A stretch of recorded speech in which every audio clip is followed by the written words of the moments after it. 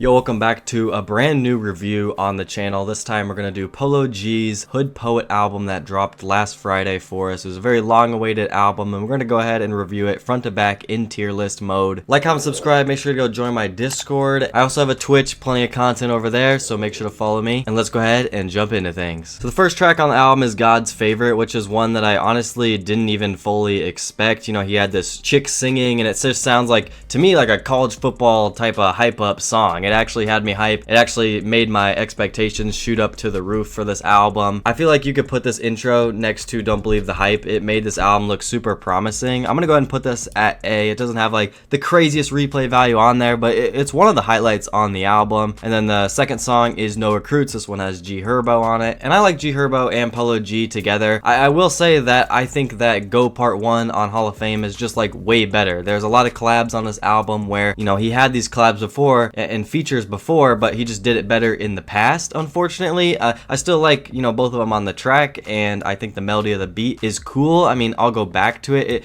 It's a solid B, if I'm being honest. I don't even want to put it in A. Barely Holding On, this is a good track. You know, I play this a lot. I feel like most of the stuff I'm gonna put in A, it would be better than, so I think it's just barely gonna make it up in S for me. It's just easily one of the best tracks on the album, and it's Polo G's formula of a good melodic chorus that's super replayable, and then he goes more in depth and raps on the verses, and it was like fairly deep and emotional because he talks about the people, you know, that he's lost and where he's from and everything, you know, the whole Polo G story. Track 4 is Only Gang. The mixing and quality is just not fluent on this album, and it's a little frustrating on a few songs. It doesn't really like ruin any songs for me. This one's pretty tolerable. You actually get a good, in my opinion, a new flow from Polo G. He keeps it pretty entertaining. The problem that lies for me is just the 42 Doug feature. He's really just not that good. I wish there was someone else on this song to make it better. He's just almost unlistenable. It's just not fun until he kills the song for me, so I gotta put it in B. Track 5 is Say Me, and I kind of knew that Polo G was gonna sound really good with Friday. I just feel like that feature and that collab just fits perfectly into Polo G's aesthetic and world that he has with his albums. And Polo G, I'll still respect him, you know, lyrically and in the topics he covers, you know, personal things all the time as well. Like, I think the strong suit of this album is probably the lyrics, and this one right here, you know, he's obviously fussing and fighting with a girl. One day she was his fetish, and now he's just, you know, making this song just missing her. But, you know, Say Me honestly is pretty good. It feels like one of the more like deep cuts on the album. I feel like this one's one of the better ones as well, so I'll go ahead and throw it up in A. Track 6 is Detox, and this song honestly is just really dry. The beat really is so uninteresting, and that goes for a lot of tracks on this album. Unfortunately, I just wish Polo would like lock in with a producer or something like that, because I feel like a song like Detox is one that I'm just gonna skip over, and I gotta focus on the songs that I do like and moments that I do like on this project, because this is one of the skips, and there's gonna be a handful of other skips on this project, if I'm gonna be honest. But then you get Thorns, which is easily one of the better tracks on here. You know, I like this song. I'm gonna keep it down in A. Like, if I try to put it next to Barely Holding On, I just don't really agree with that, as much as I do think Thorns is one of the best on the album. So yeah,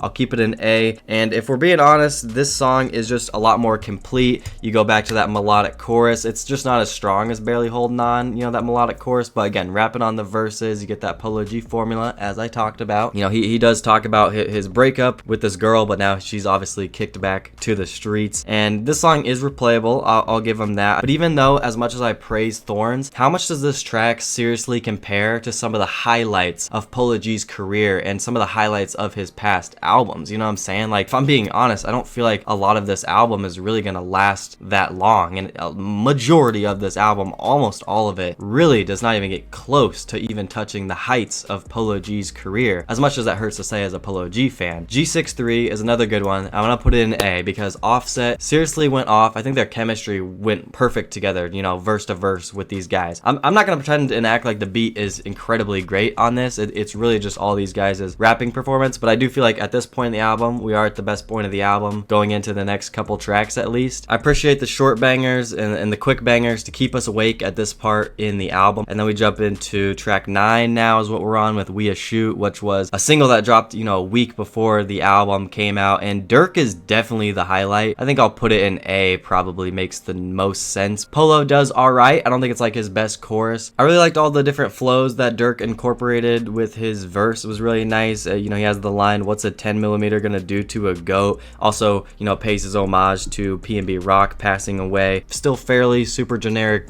beats, if we're being honest. I just wish that was better. Then you get into Rain Fallen, which is definitely gonna go into A. You kind of have like a more laggy type of slow hook, and it works, but again, another song that I feel like the quality just like isn't the greatest. It almost feels like a few of these tracks are like you're bumping leaks. Leroy is definitely like a highlight of the song for me, but his verse has so much potential, and this song is just all based on artist performance, in my opinion. Leroy has lots of swag in his verse, but you kind of get teased a little bit because he just leaves it really, really short, and you're wanting more from his verse. But I am glad that they made another song, and you know, Leroy, Dirk, you know, these are guys on the album where I kind of look back and I'm like, hey, they have made better songs in the past, and unfortunately on Hood Poet, we're not just getting the best of the best Polo G. You guys know how much I like Leroy. Like, Rain Fallen's not a song that I'm addicted to. I'm not playing it 5 times a day or anything like that, and none of the songs on the album really give me that at all, unfortunately. So Distraction is the next one, and I'm just gonna keep throwing stuff up into A tier, I guess. You know, this song was a little bit older, I believe a 2022 track. He does his thing. I do think the line, you know, bring out the best of me or be a distraction is honestly a really, really good bar. Overall, it's, you know, it's a solid listen. It just doesn't feel as new as all the other ones,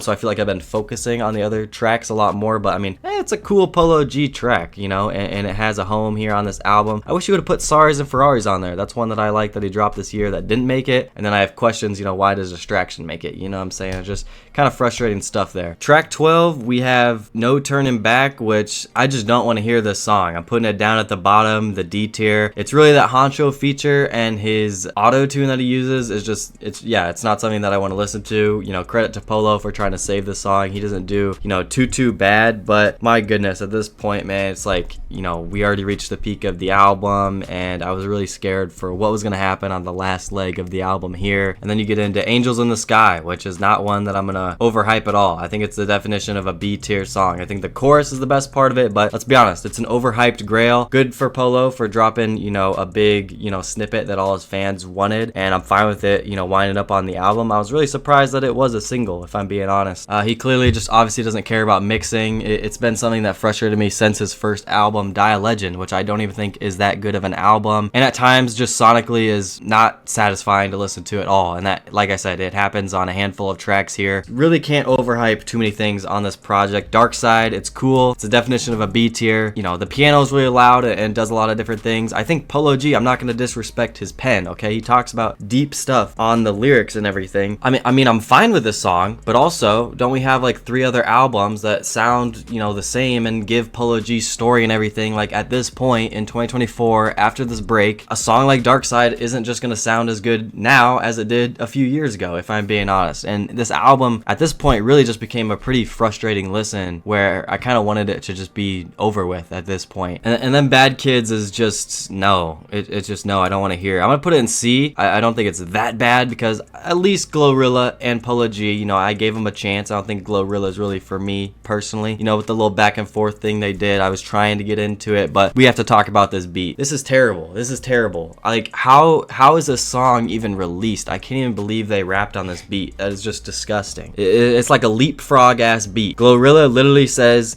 "Dick's so good, I wish I could pack it up in my purse and keep it." Like, I just don't want to hear bars like that, man, on a Polo G album, alright? And then we get Survival of the Fittest, which is another B tier. Honestly, a somewhat lackluster performance from Polo G. You know, at this point, I'm kind of tired of the piano beats and everything. I'm not trying to feed into the Piano G meme and everything, but seriously, the production's not interesting and brings nothing new out of Polo G at this point. At least we got a future verse that is mixed well and is a quality, solid verse. It's probably the highlight. It really just isn't overall a great song. It's not a great collab by any means. Polo G obviously has like way better choruses and everything. You know, I'd say he showed up to play on about 3/4 of the album. I still think like he is a good artist, but like for the next album, like we gotta go somewhere different, man. Like otherwise this is not gonna be trending in the right direction for Polo G. Then you get Father's Day, which is honestly an absolute standout for me. I'm considering S tier, but I don't think the replay value is insane. It is a really short song with the skit with Polo G's actual dad in the conversation there at the end. Here we go. This is what we needed, okay? I'm gonna say something exciting about this album finally, because I did like the little children in the beat or on the chorus. It was a cool little compliment his album, but I think think the deepness of this song, you know, you dive into Polo talking about his father's addiction or alcohol abuse, and you know, he also appreciates his father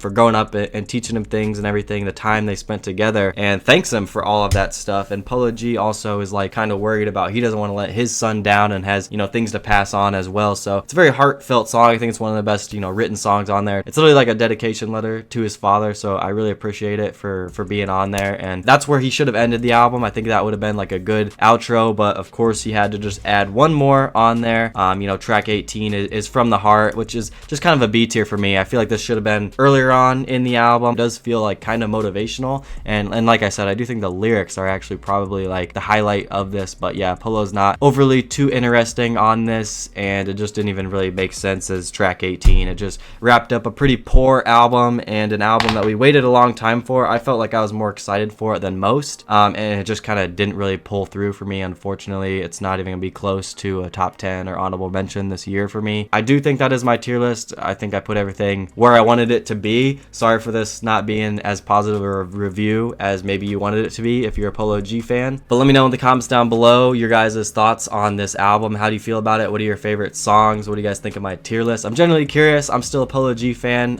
You know, I mean nothing towards the guy, but honestly, that's my review. I don't like giving negative reviews. To pop up my tier list real quick, what I'm gonna do with all my album reviews is I'm gonna go ahead and sneak Polo G's Hood Poet just into good, because I am a Polo G fan. I'm gonna be playing it, you know, a little bit at least. Thank you guys for watching all the way to the end of the video. Like, comment, subscribe, and I have a Twitter, Instagram. Go follow me there. Join my Discord, follow my Twitch, and I'll catch you guys soon. Peace.